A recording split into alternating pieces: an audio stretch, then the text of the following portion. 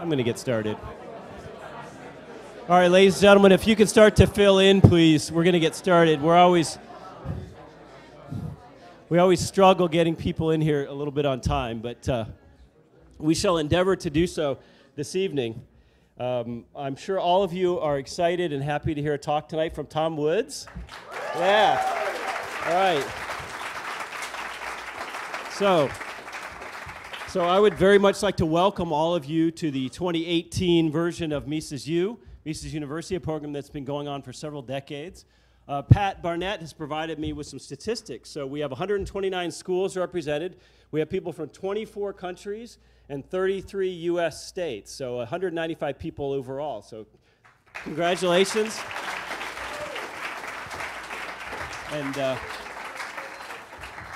And I really do mean congratulations. Congratulations for finding your way here, for finding out about Austrian economics, and for having the wherewithal to be willing to read books and engage in more intellectual pursuits than a lot of people your age are willing to do. Before Joe Salerno comes up to introduce the faculty, before Tom Woods comes up to give his talk, I just wanted to speak for a few minutes about Mises University and about all of you. I am sure at least probably 2/3 of you have never attended Mises U and presumably have never been to the Institute itself. So we're very proud of our building and our grounds and our gardens, which have taken a lot of work and effort over the years. I'm sure you've seen some of our libraries by now, some of our books both downstairs and upstairs. We actually have almost 50,000 volumes in this building, which makes us one of the largest private libraries in the entire southeast of the country. So it's actually quite an amazing collection. And we have the books that belong to Murray Rothbard, which are downstairs, and they apparently filled his New York apartment to the rafters. And if you'll notice, if you take some of those off the shelves, there's a lot of Murrayisms in the marginalia, which is really, really neat to see. For instance, Isabel Patterson's God of the Machine has some great Murray notes in it. We also have, not all, we have some of Dr. Gary North's books, only about 10,000. That was just his politics and econ and history. Okay, his other books, his religion and other things were given away somewhere else. And I would hasten to add, with regard to both Gary North and Murray Rothbard, these were not vanity collections, ladies and gentlemen, that you have on your shelf to impress people who come over. They read every last one of these books, and probably some of them more than once. We also have Robert Higgs' books. He had moved away to Mexico and wanted to lighten his load, so we have Robert Higgs' books. We have the collection of Richard Ebeling. We have the books of Ralph Raico. And I'm told, well, actually he insists on this, I'm told that when in 30 or 40 years, when Walter Block dies, that we're going to get his books as well.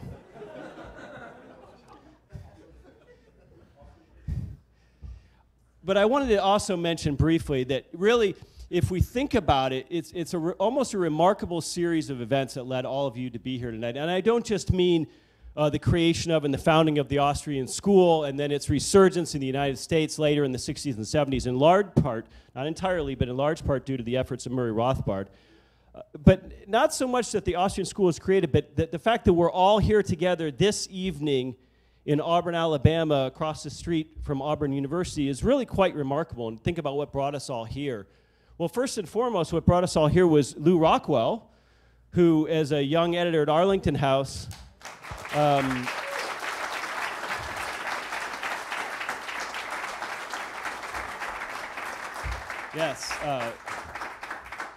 Lew is, of course, our founder, but as a young editor at Arlington House was given the opportunity to edit some new editions of some Mises books and grew to become a Misesian, and later actually met Ludwig von Mises as a result of that, and of course became friends with and close with Margit von Mises, his widow.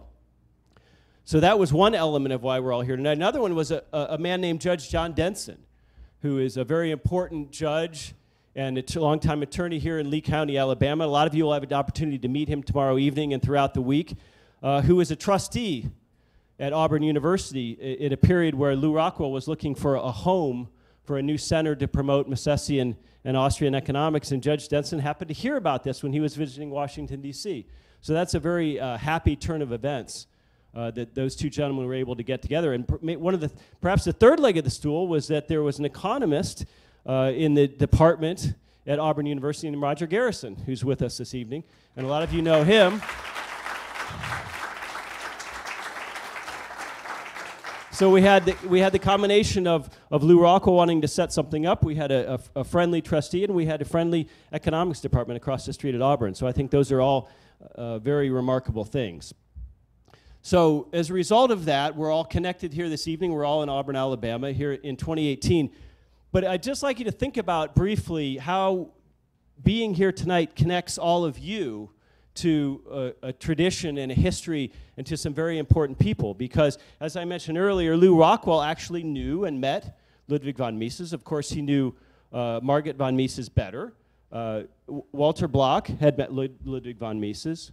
Of course, there are many people in this room who were close with and knew Murray Rothbard quite well. There are several people in this room who met and knew Ayn Rand.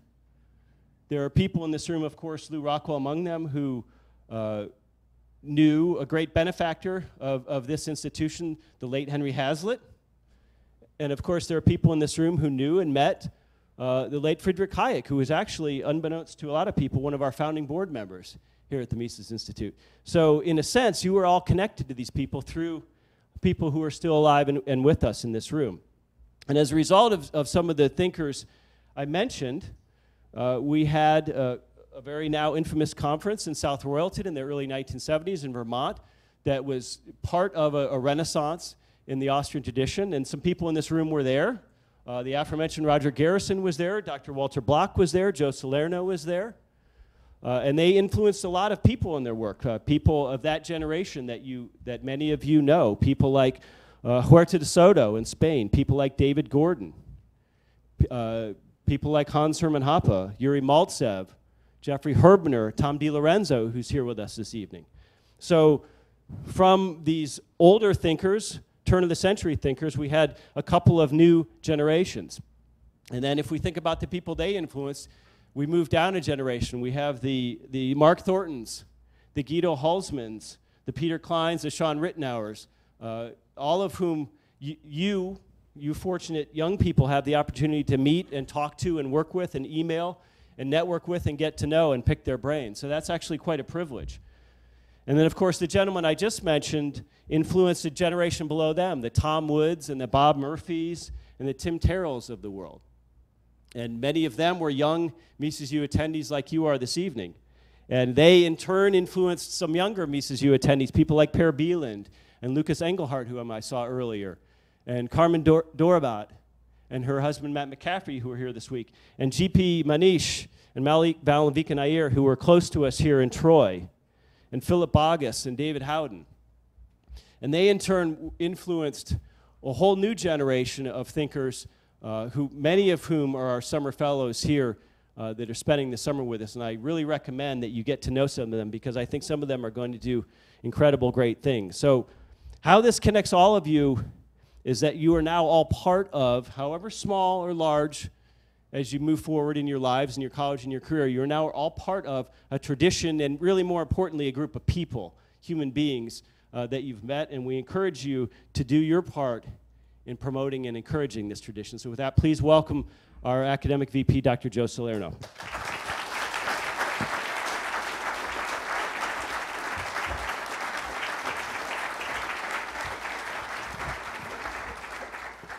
Hello and welcome to everyone here and everyone viewing online. I would like to reiterate the thanks to our very generous donors who make Mises University possible. Let's have a round of applause.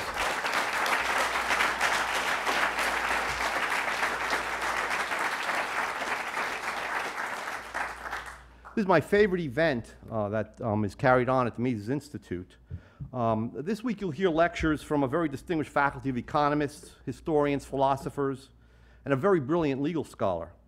I'm especially proud to inform you that more than half of the faculty has attended Mises University, as you are doing right now, as students. And some of them were students even as late as 2010, 2011, but now they're faculty members at academic institutions. On the other hand, some of the faculty here have sat in Murray Rothbard's living room in the very beginning of the Austrian economics revival, way back in the early 1960s, Walter Block. But regardless of age, all the members of the faculty have devoted themselves to studying, teaching, and writing Austrian economics for their entire adult lives. And all have been greatly influenced by the works of Mises and Rothbard, who are our mentors and our guiding spirits here. Murray Rothbard once said in the late 1980s that the Mises University faculty represents the greatest assembly of Austrian brain power since Mises' seminars in Old Vienna. Even with Murray gone, there are enough additional people that he inspired to make that still true, I believe. Okay, there's maybe 40 of us make up for Murray. Okay. So this week you have a wonderful opportunity to learn from the leading lights of the Austrian School. All we ask of you is that you take full advantage of the program that we have organized for you, which means attending on a regular basis. You're all on scholarship and you're all obligated to attend. And that's enforced by Guido Hulsmann. Last name, German, I need not say more. I have several reminders for students. Auburn University is a smoke-free campus, including outside the dorm. No alcohol is permitted in the dorm, or a group is tossed out if the policy is violated. Students who have a car at the dorm, and this is important, must have a parking pass, or you will be towed by aforementioned Guido Hulsmann. No. Email pat@mises.org if you need a parking pass. At the dorm check-in, make sure you take a bag of sheets or towels instead of one sheet or towel out of the bag. So just take the full bag, okay? We'll try to do that. That's a test of whether you stay longer at that, if you can, okay. And please return the bags at check-in in the area of the dorm. Please remember to wear your name tags when attending the sessions and in the dining area. And all students on scholarship, and I'm repeating this, are required to attend class each period. Okay, now for a task I relish, the faculty introductions, except in a few selected exceptions. But, we have such a large and great faculty for you that I'm just going to read their names, and if they're here, they will stand up. And hold your applause, please, until the end. Walter Block. Get out. We're not holding it this year. Can't follow instructions. Okay. But you're libertarians, right? You defy authority. Guido is smiling, though, and licking his chops. Mark Branley, William Butos, Thomas DiLorenzo, Carmen Dorbat, Lucas Engelhardt, who I'm proud to say is a 2018 Gary G. Schlarbaum Professor at Mises University. Thank you. Roger Garrison, David Gordon, Jeffrey Herbener, Jorg Guido Hulsmann, Carl Friedrich Israel, Peter Klein, G.P. Manish, Matthew McCaffrey, if you can just stand so people can at least see you. Not you, Matt, sit down. Robert Murphy, Malavika Nair, Judge Andrew Napolitano, Jonathan Newman, Patrick Newman, the good and the bad Newmans, respectively. No. Benjamin Powell, Joe Salerno. You can.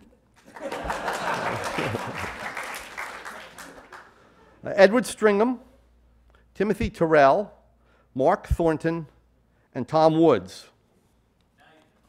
Yeah.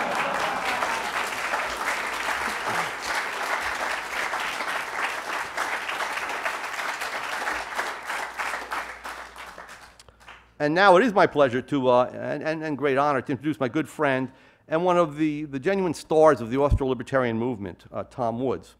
Tom is a senior fellow of the Mises Institute. He first attended Mises University in 1993 when he was an undergraduate at Harvard, where he earned his BA in history. He received his master's degree and his PhD from Columbia University, and all the while he was in graduate school, he was a Mises Fellow.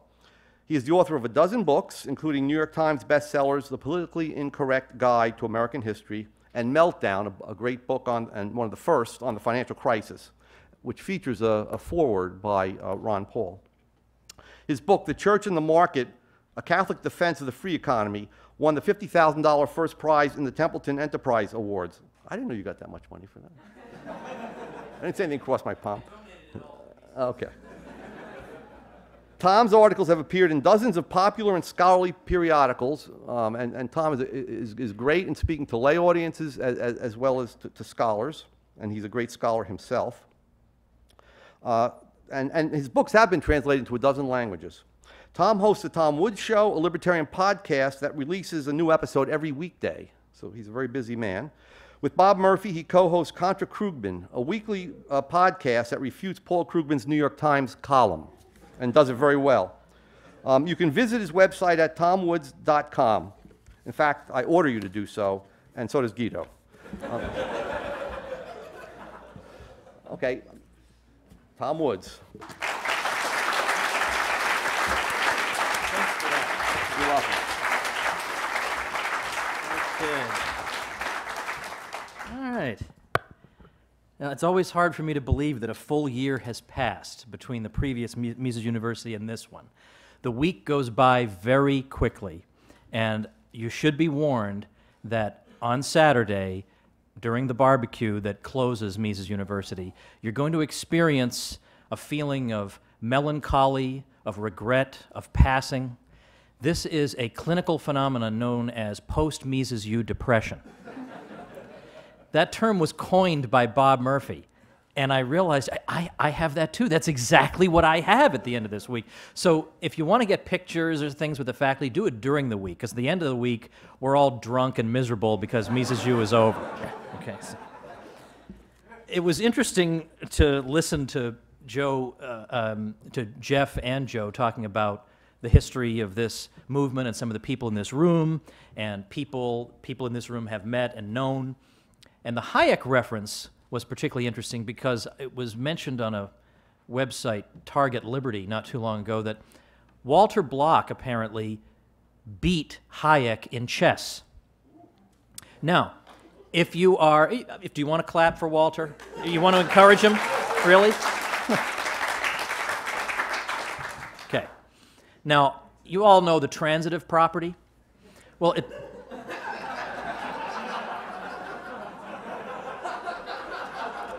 as you know, I have kicked Walter Block all over the chessboard. Therefore, I have more or less defeated Hayek.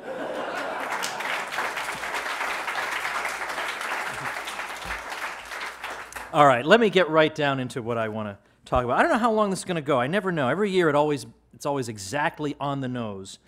I don't know about tonight. We'll see. Tonight I thought it might be appropriate on this joyous occasion as we open Mises University, which really is my favorite week of the year on land. If you don't know that reference, you are disowned. You know where you will get that reference is on board the Contra Cruise at contracruise.com, correct. No, but I thought, given that this is, I'm not joking, this is honestly my favorite week of the year. I absolutely love everything about the Mises Institute, this program, all the faculty members. I don't know all you guys yet, so I can't say, but you look good so far. Anyway, I thought because it's such a joyous occasion, I thought tonight I would talk to you about some truly terrible, awful people. And the people I want to talk to you about are ingrates. I personally consider ingratitude to be one of the worst character traits you can have. You've had a favor received, and not only do you not return the favor, you don't even recognize that a favor has been done to you. Even worse, you insult your benefactor. Now, that is a no-no. So I want to talk about, and by the way, I was going to spend a little time going through what Thomas Aquinas says about gratitude and ingratitude in the Summa Theologiae, and he has a whole section on he feels exactly the way I do, by the way, that ingratitude deserves its own section. It's so bad. All right, but I'm not going to, you all have your own copy of the Summa at home. You can flip through and read that. So instead, I'm going to jump right in and tell you that there are two categories of terrible people that I want to discuss with you tonight. And the first one, this is really shooting fish in a barrel, very low-hanging fruit. I'm going to make the proposition here that socialists are terrible people. And, yeah, I know. It's extremely bold and brave of me to say that to you folks. But I don't mean it in the typical way that people mean socialists are terrible people because they favor theft and violence and ignorance and backwardness and, you know, whatever. It's not that. It's that they are profoundly ungrateful people. Now, before I begin this section, let me point out, I know that today we don't have a pure market economy. Believe me, I, of all people, know this. That's almost all I ever talk about, is we have this intervention and this crony and that special privilege and whatever. I get that. I get that. But socialists are generally not making these kinds of distinctions. They're not saying, well, we oppose that aspect of the market economy when there are, it's not really the market economy, when there are interventions or when there are people on the take. They're condemning the whole market economy. So I'm not interested in currying favor with them by saying, well, I too agree with 0.03% of what you're saying because I also think that this guy shouldn't get that subsidy. I'm not going to kiss their rear ends here over a little nitpicking like that. So yes, I know that it's not a pure market economy, but for the sake of argument, from the point of view of the socialist, this is like the most ultra-capitalist economy that we've ever had, right? That's what they think. So we're going to stipulate that for the sake of argument. And when I say they're ungrateful, what I mean is, let's try to think about what life was like before the development of the market economy, the modern market economy as we know it. Let's just cast our minds back. It's not that far, really. We can think about what life was like. Now, one of my favorite examples, because it's so chilling, of what life was like in a pre-industrial, pre-market society, goes to Burgundy. We're talking about French peasants here, or just people who worked in the vineyards. As recently as the 1840s, now this is a story that I got when Deirdre McCloskey was on my show, and if you are not listening, it's at tomspodcast.com. I just bought that domain. How has no one named Tom taken that domain? tomspodcast.com. I also bought learnaustrianeconomics.com. Who let that one go? Anyway, we'll have another talk about clever domain names. I also bought bernieiswrong.com. I mean, why are these available? I do own those. You can go visit. I own them. Why did Hillary not buy bernieiswrong.com? And I flipped through what happened. No mention of the missing the Bernie is wrong domain name because Woods already bought it. Anyway, after the crop was in the fall, these poor folks would go to bed and they would sleep huddled together. Now, this is absolutely the case. In order to stay warm, and they would actually hibernate for months in that state. That's how poor they were. They couldn't afford the heat, and they couldn't afford the food they would need to consume if they got up and expended energy. Now, that is not an existence that befits a human being. And that was normal. That was normal. Now, today, that is so preposterous, we can't even imagine that. And yet, how many generations ago is that? Not very many. Or think about child labor. Child labor has been ubiquitous throughout history. Some of you may have heard me talk about child labor before. I won't dwell on it. But people say that child labor is a fruit of capitalism. Capitalism yielded you child labor. Because before you had capitalism, the kids were just skipping through meadows all day, whistling a tune. And then capitalism came along and they had to go work in a coal mine and get their limbs blown off.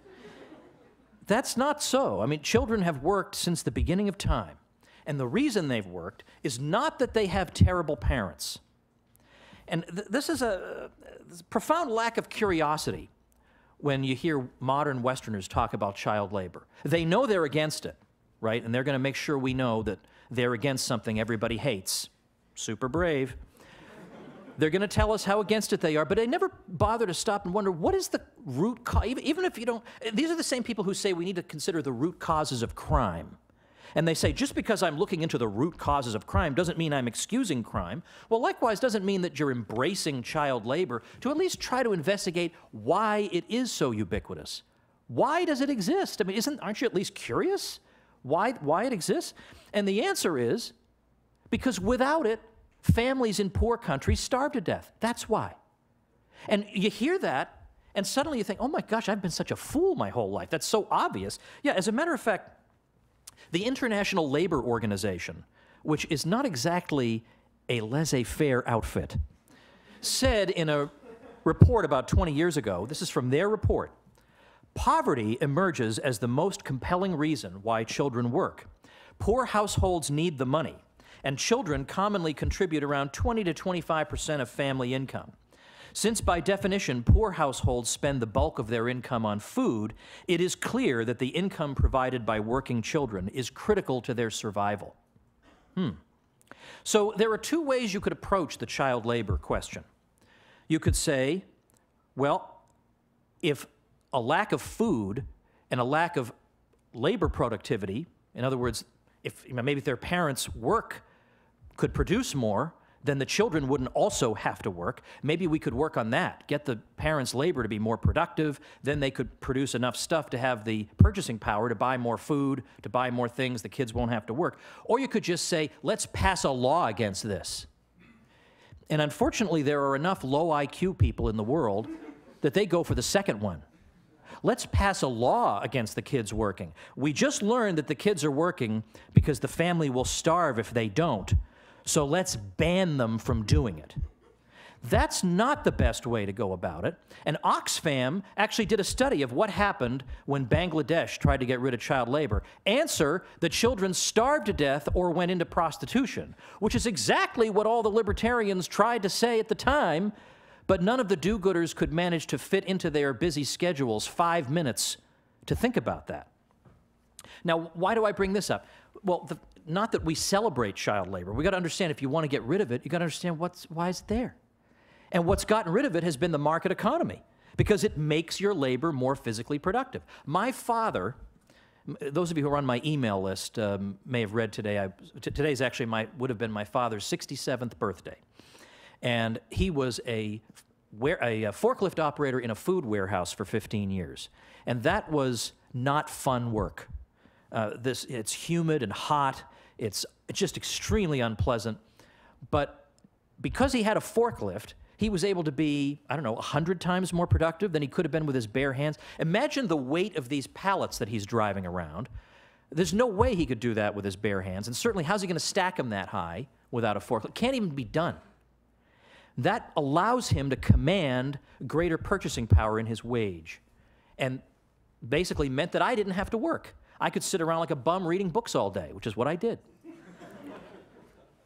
So that's what got rid of it. It's not, yeah, they passed laws against it after it was 90% gotten rid of already. But if you just pass the law and you don't create the fertile ground whereby people can become more physically productive in their labor and thereby liberate their children from work, all you're doing is guaranteeing starvation. The logic of this is beyond debate. Can't debate this. That's the fact. But I bring this up because today, of course, we have less child labor than ever. Reason to celebrate. So we have the case of children working. We have the case of people being so poor they had to hibernate. Well, then, if I may return to, and here I'll read a brief passage from a transcript of my discussion with Professor McCloskey. It proceeded like this. Even in a country as rich as France in the middle of the 19th century, people were very poor.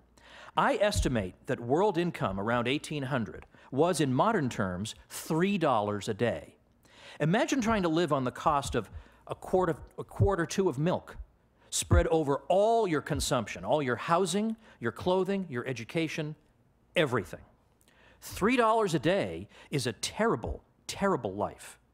Now, the world average, adjusting for inflation, today is $33 a day. It's about what Brazil is now. $3 a day to $30 a day, even if you include very poor countries like Chad and Bangladesh, is an enormous increase. It's a factor of 10. And in countries like Sweden, the United States, Australia, Hong Kong, the average is over $100 a day. So it's either a factor of 10 for the world per capita, or it's a factor of over 30 for the countries that have really absorbed the ideas of liberalism in the classical sense. Here's the most important point. The average poor person in the world is better off by a factor of 10 than that person was in 1800. And in the countries that have allowed capitalism to flourish, like Sweden, and she says, which is a highly capitalist country for all we've heard of its socialism, again, it's a factor of 30. The equality of real comfort, having a roof over your head, having a serious education, having smallpox vaccination or the elimination of smallpox, having enough food to eat, these comforts, which were denied 90% of the people in 1800, are now enjoyed by ordinary folk. Even the poorest in a rich society are vastly better off in material terms than they once were. So this engine has been so much more productive in improving the condition of the poor than any of the schemes of equalization of incomes. Now, you would think we would pause to appreciate this. This is astonishing. And yet, not only do we not appreciate it, it's not, well, present company accepted, we love it, but no one else knows about it. I don't mean that they're unhappy. They don't know. It's not reported. In classrooms, nobody learns this. In the newspapers, nobody learns this. And how do I know that nobody learns this? Is this just a dramatic remark that I'm making? Actually, they did a study of it not too long ago. The late Hans Rosling's web project, Gapminder, did a survey of people in 14 different countries. They asked 12,000 people spread over 14 countries the following multiple choice question.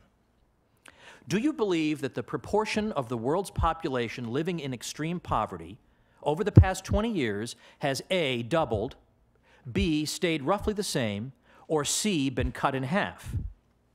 Well, the answer, as you know, is that it's been cut in half. 95% of Americans got that question wrong. They don't even know. I mean, imagine being that ignorant about what must be one of the most momentous achievements in all of world economic history. It's happening all around you. You don't even know it. That's amazing. And that's because somebody somewhere with the responsibility to convey this information to us is ungrateful, is demanding more, is impatient, is always critical of capitalism and can't give it credit for anything. In the early 1800s, 45% of all children died before age 5. That's now 4%. In 1800, people living in what economists call extreme poverty, you're talking 90%. It's under 10% today.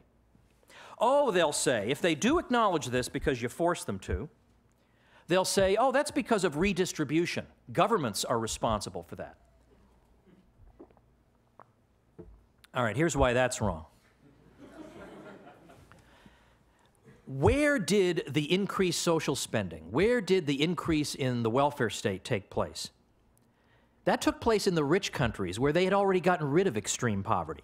The poverty reduction took place in the poor countries that can't afford a welfare state. That's the answer. The poverty reduction happened in the places where there wasn't an increase in the welfare state. Extreme poverty was gone from the Western world long before there was a welfare state. Other statistics, since 1960, literacy is up 43.6%, caloric intake up by 688, over 21 years of life expectancy, and 3 inches in height. Now, you realize that's just an average. It doesn't apply to every individual. I happened to be scrolling through, just the other day, humanprogress.org, and I assembled the following headlines almost at random. Here's some headlines. 75% of sub-Saharan Africa now has access to clean drinking water. French family becomes first to move into fully 3D printed home. Infant mortality in Asia has fallen by 74% since 1969. App lets you be a blind person's eyes from anywhere in the world. Since 1970, the global rate of child mortality fell from 13 to 3.1%. No, we are not running out of forests. This device can turn desert air into drinkable water. Technology helps those with dementia live independently. Every village in India now has electricity.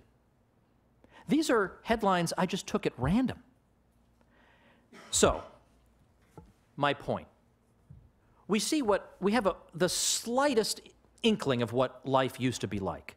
It's almost inconceivable for most of us. You think about how little clothing you had. You probably didn't have shoes. Good luck if you need dental work.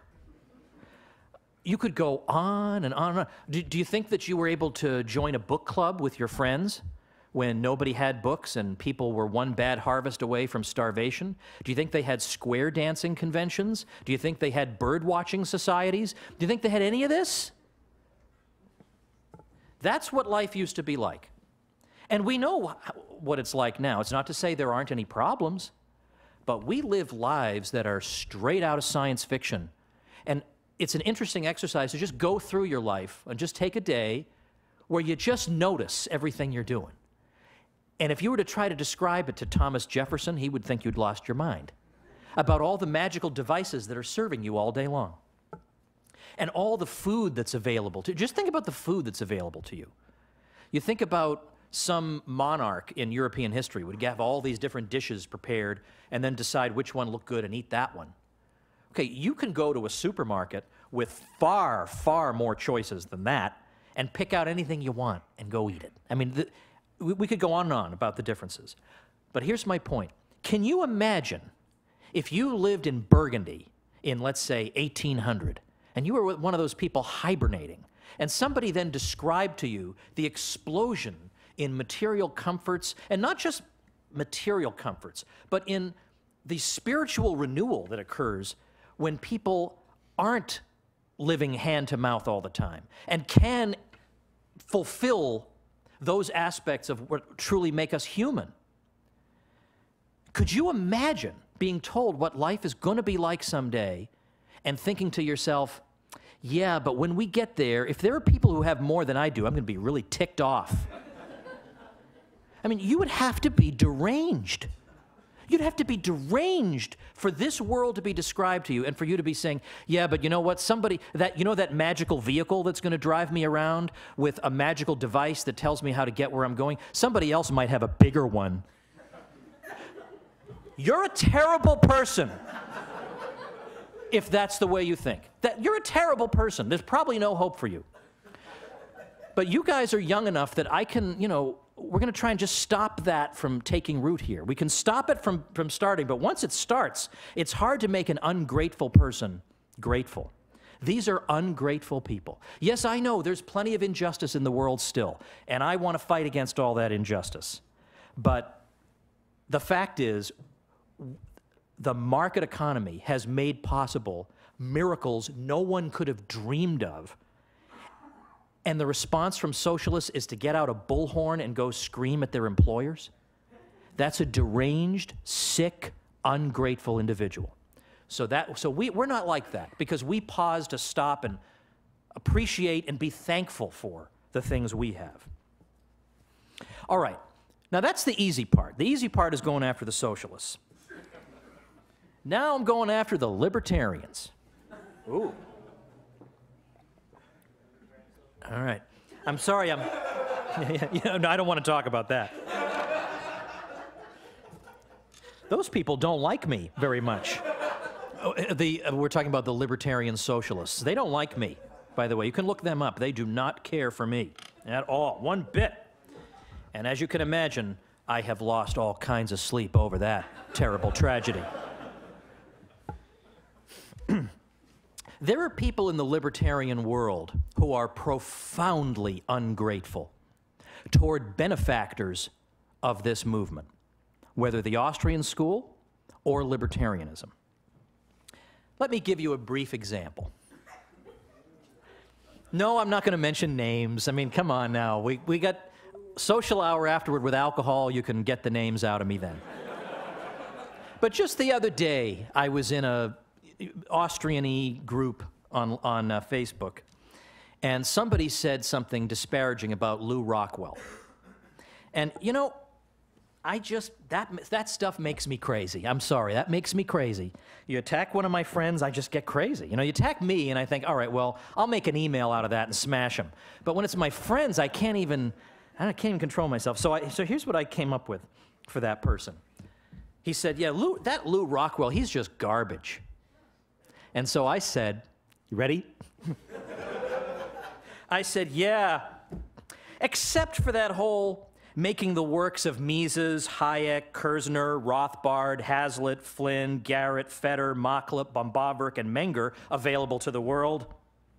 And except making the entire print run of major academic and popular libertarian periodicals available to the world, plus the greatest collection of libertarian video courses, including entire and exclusive courses with Robert Higgs, Paul Cantor, who studied with Mises, and Ralph Raico, plus thousands of hours of audio lectures on all manner of economic, historical, and philosophical topics, plus training 2 generations of Austrian economists through his top-notch Mises U training program.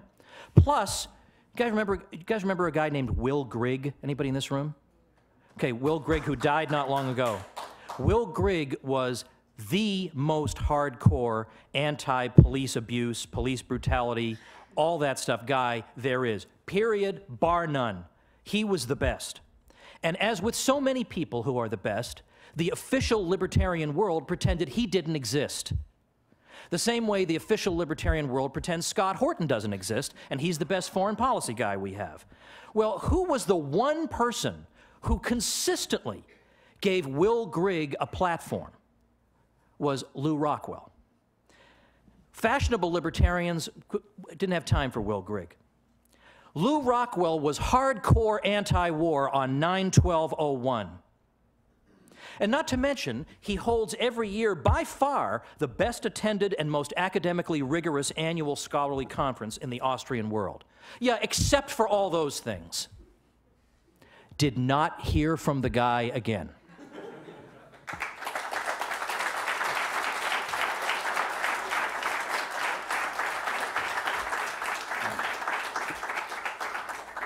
Now, I gave a whole talk at an earlier Mises U about what I call the anti-Rothbard cult.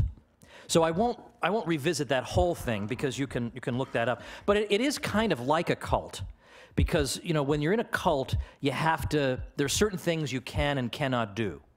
So you can't talk about Rothbard. You certainly can't talk about him favorably. Every once in a while, you can trot him out as some kind of mysterious villain. We can't actually tell you about how he got to be well known in the first place or why anyone cares about him, but we can trot him out a little bit to be a villain, and then we'll put him away and say, but instead we have Milton Friedman. Okay. Milton Friedman was a fine man, very smart, very accomplished, a good debater, very well spoken. I am not trying to take that away from him. But there's something screwy about the whole, we're going to take the radical Rothbard and make him persona non grata. And we'll bring out people who are pretty good, but I mean, it's like we're having a big conference on how to find and capture the Riddler, but we're not going to invite Batman.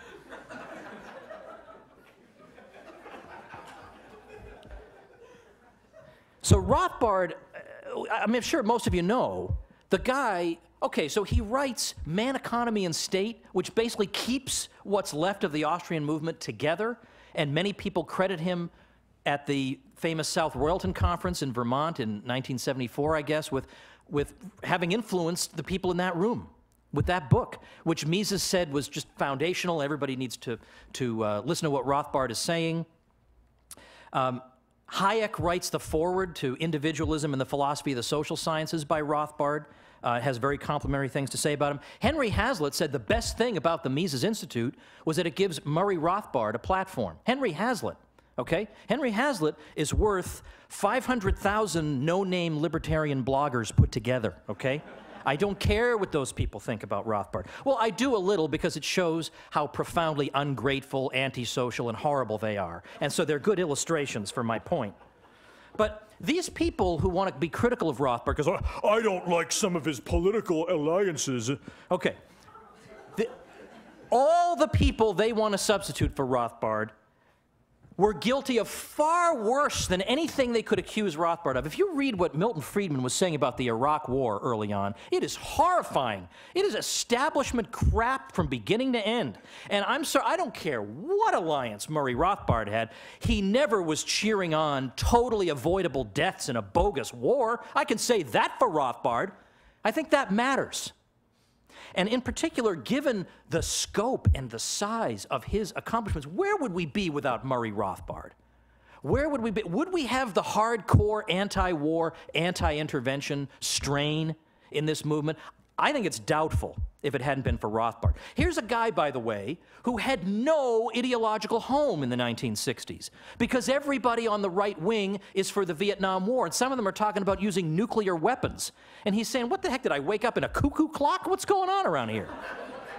So he tries to make an alliance with the New Left, because before the internet, I mean, today you don't really need alliances. You got a website and people can find you. But in those days, well, you got to get published in their magazine or something. He tried to reach out, and he had the honesty, unlike 99% of mankind, to admit later on, I look back and I think that was just a waste of energy. It just didn't do what I wanted it to do. Very rare to hear somebody have the guts to say, you know what, I was wrong about something. I'd like to know when one of his profoundly ungrateful critics has ever said, I was profoundly wrong about something, unless they got caught saying a naughty word they weren't supposed to say. Then they'll make sure we all know I should never have said that word. I know. I'm talking about something real that would really be embarrassing to apologize for. Never hear that from these people, because the same sort of people who are ungrateful never apologize either, because they're terrible people. So Rothbard, instead of selling out, which would have been the easiest thing in the world to do, he just starts publishing his own stuff. He publishes Left and Right, the periodical with Leonard Liggio. He does everything he possibly can to get the word out at a time when, according to Walter Block, Rothbard estimated the number of libertarians in the world was 25. And he's still out there fighting. Would all of us have had the guts and the determination to carry on when there were 25 libertarians in the whole world? He kept on doing it when the easiest thing in the world with a guy of his intellect and his academic credentials would have been to sell out, go teach at Columbia University about the Keynesian multiplier, and collect his pension. That would have been the easiest thing in the world, and instead he kept fighting to keep libertarianism alive and unsullied.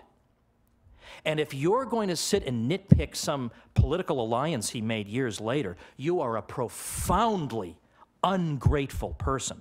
And I'm leaving out all his contributions to scholarship, the fact that, yes, I know there was Gustave de Molinari, but let's face it, Rothbard invented anarcho-capitalism.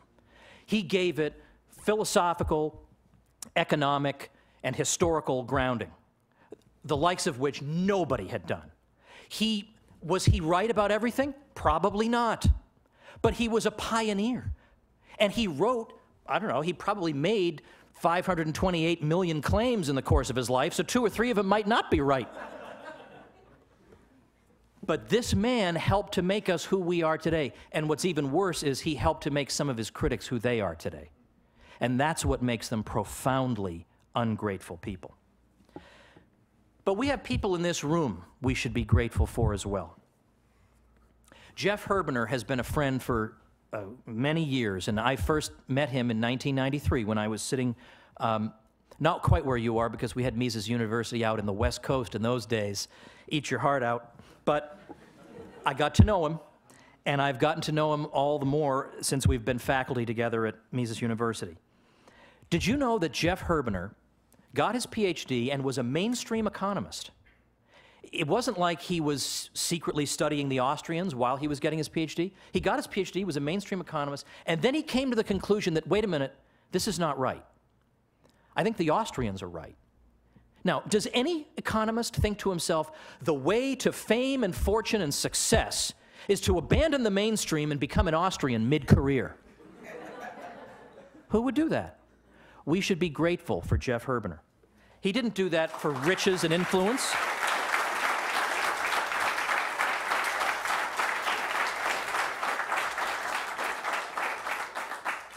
Okay, now Walter Block has said some controversial things about American politics, but you know what? Those are the least controversial things Walter has said in his career. Yep, it's true. Some people don't agree with Walter's strategic judgment on politics. But you know what? This guy has peer-reviewed articles coming out the wazoo. He's got over 500 of them. He's got books on all different topics. He's always reaching out for new topics to explore, new horizons in libertarianism and Austrian economics. He's the guy who you can go and ask, what if Martians came to Earth and would they have rights and what if they spoke a different language or whatever? He'd say, all right, here are my 10 articles I've already written on that. His policy is he will debate anyone, anywhere, anytime. Is he right all the time? No, he's not. But he is a great man, an extraordinarily hard worker who at his age does not still need to be working. But he's still doing it for us and for the movement. You don't get money for writing scholarly articles. He's doing it to advance knowledge. If you're going to nitpick Walter, yes, we can be critical of Walter. I mean, he has terrible taste in a lot of things. But if you're going to nitpick him without acknowledging his contributions, you're a terrible person. You're terrible.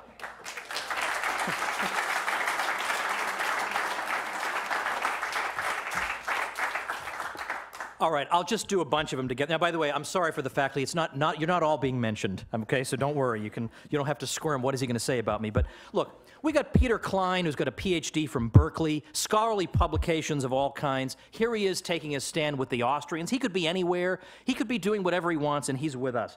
Tom DiLorenzo gets pummeled all the time because he attacks crummy so-called American heroes about whom mythology is all Americans know about. We got Joe Salerno. Now, Joe Salerno is a great example of a guy. I was wearing my Joe Salerno shirt earlier today. I'm just for about an hour. So when you see me wearing it on the last day of Mises U, I don't want you to think, is that the same shirt he said he wore earlier in the week? I only had it on for an hour. So it'll still be like one full day that I have it on. But Dave Howden is a name that was mentioned earlier as one of these younger folks who's, I think, is one of the best young Austrians we've got by a mile. And I've gotten to know Dave really well. He's a great guy, and he's very knowledgeable. And he would tell me that, every time I feel like I really, really know Austrian economics, then I go into Joe's office and I talk to him for a while, and I walk out thinking I don't know anything because Joe knows so darn much. Or how about David Gordon? Now, some of you don't know David Gordon. Then you are in for an absolute treat, unless he tells you jokes, in which case the official Mises Institute policy is non-disclosure of any of David's jokes outside these walls. But David pretty much knows. In fact, you know what? I don't even need to tell you about David because I'm going to quote what Rothbard said about David. Well, first Rothbard said in a memo, he said, today, when he met David Gordon, today I met a universal genius. And then he wrote to David himself. He says, I have been in the scholarly world for a long time, and it is my considered opinion that you are a universal genius unequaled in my experience. The only flaw in your makeup is that you don't seem to have the slightest idea of what a genius you are. The fact that your talents have so far gone unrecognized and untapped is a horrible waste and injustice, and Ron Hamaway and I are embarking on a personal crusade to do something about it. That guy's in the room with us today.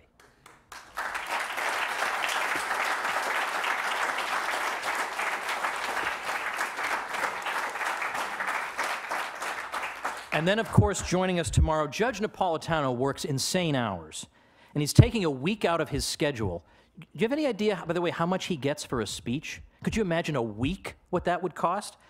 But he's doing it as a gift to the Mises Institute and to all of you. So there are people out there, in other words, who are ungrateful. Now, they try to dress it up in moral righteousness, the socialists and the libertarians alike. But the real source is a deficiency of character. Now, all of you good folks in this room have something specific and immediate to be grateful for, namely this program, this faculty, and the donors who made it possible. So, show that gratitude by attending every session, concentrating on the material, and learning everything you can. They know, we know, and you know that the future of the Austrian School is in this very room.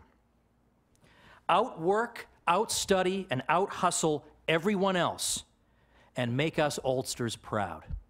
Thank you very much.